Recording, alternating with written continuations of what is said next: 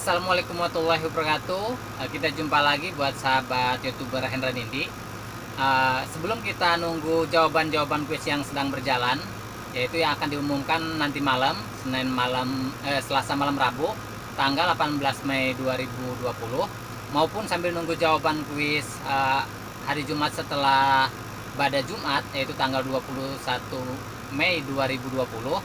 Nah, sambil nunggu kuis yang sedang berjalan, mungkin yang belum tahu, kita lagi ada kuis yang sedang berjalan, yaitu berhadiah uang.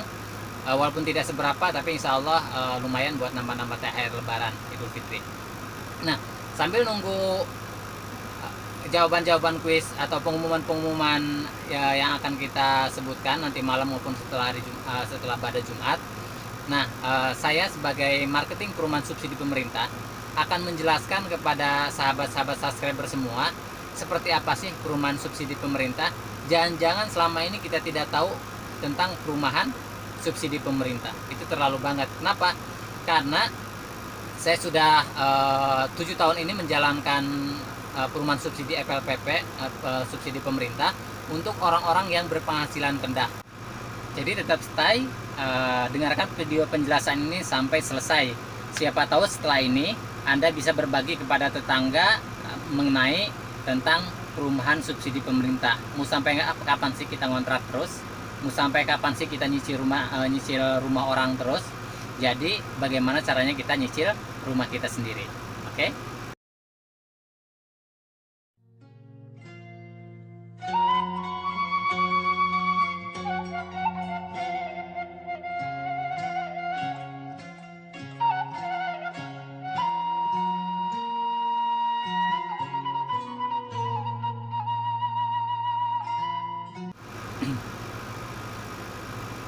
FLPP ialah fasilitas likuiditas pembiayaan perumahan. Diperuntukkan untuk orang-orang yang gaji pokok di bawah 4 juta dan gaji total di bawah 8 juta rupiah. Kenapa? Karena cicilannya yaitu flat 5%. Kenapa 5%, enggak 12 atau 13%? Karena sisanya dibantu oleh pemerintah. Jadi kita flat 5%. Berapa sih kisaran cicilannya? Yaitu untuk 20 tahun itu di kisaran 900.000, untuk 15 tahun di kisaran 1.120.000, dan untuk 10 tahun di kisaran 1,5 juta. Jadi terjangkau untuk orang-orang yang berpenghasilan rendah. Nah, syarat-syarat lain apa sih selain berpenghasilan rendah? Yang pertama yaitu ada 4 syarat. Pertama, belum pernah KPR. Yang kedua, biaya checkingnya bagus. Yang ketiga, usia minimal 21 tahun, maksimal 44 tahun. Dan yang keempat, bekerja.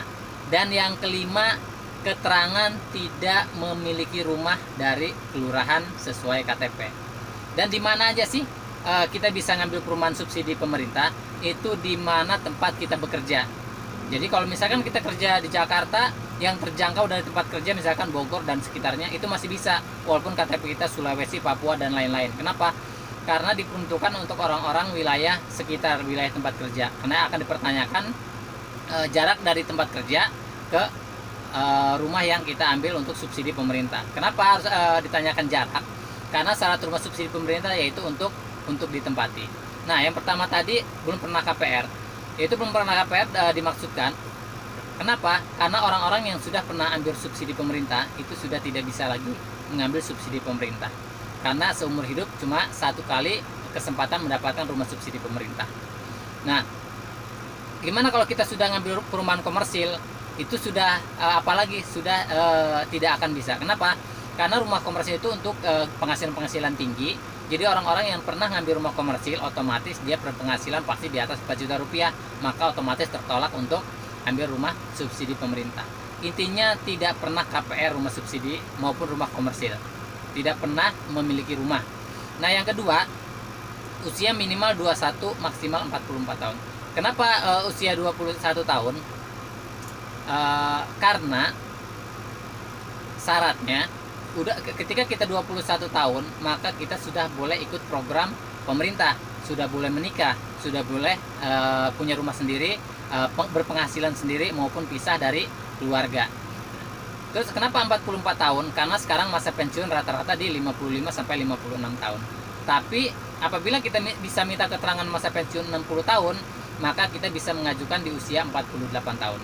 Nah, tadi itu kenapa biaya checkingnya harus bagus? Biaya checking itu yaitu kita apabila pernah ngambil cicilan motor, nunggak-nunggak, itu sama aja biaya checkingnya tidak bagus. Kenapa? Karena tidak ada keseriusan dalam membayar hutang.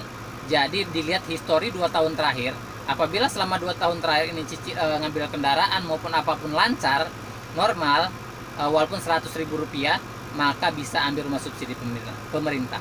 Tapi apabila dalam 2 tahun terakhir ini kita ngambil kendaraan, bahkan misalkan online, aku laku atau apapun, atau pinjaman-pinjaman online, walaupun hanya Rp50.000 tidak dibayarkan, maka otomatis biaya checkingnya jelek dan tidak bisa mengambil rumah subsidi pemerintah. Pak, itu kan sedikit. Jadi pihak bank atau pihak pemerintah, karena ini bantuan pemerintah, tidak melihat nominal banyaknya, tapi keseriusan dalam membayar hutangnya. Oh, saya sekarang 2 tahun terakhir ini bagus-bagus, tapi 5 tahun lalu saya pernah ngambil motor, ditarik dealer ataupun ngambil apapun tidak dibayarkan. Itu namanya biaya checkingnya sudah collab, dan itu tidak bisa untuk mengajukan rumah subsidi pemerintah. Biasanya nunggu pembersihan di 10 tahun. Setelah 10 tahun biasanya ada penyegaran dari OJK, Otoritas Jasa Keuangan, yaitu untuk melihat orang-orang yang pernah bermasalah di biaya checking. Nah, yang keempat yaitu kenapa harus bekerja? Karena kita untuk memikirkan cicilan bulanannya. Nah, makanya dipersyaratkan yaitu harus bekerja.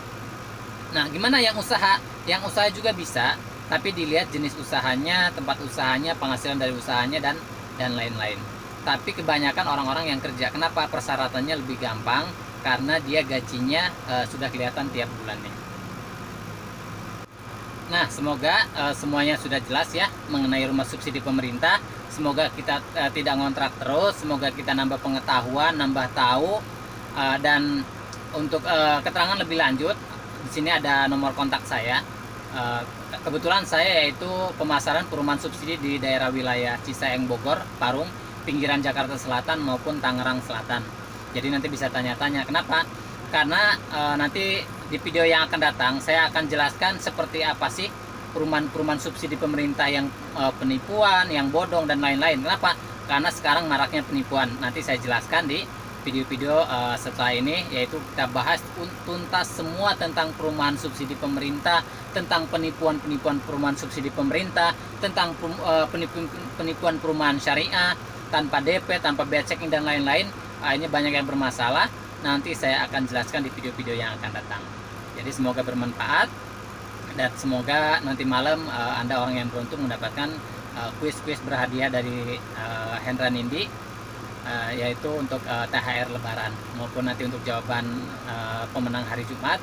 Dan puncaknya yaitu nanti hari Jumat kita ada kuis untuk Rp1.000.000 satu orang pemenang yang diumumkan pada malam takbir. Siapa tahu Anda pemenangnya dan hari raya bisa tersenyum lega dengan sedikit THR dari sahabat Hendra Nindi. Wassalamualaikum warahmatullahi wabarakatuh.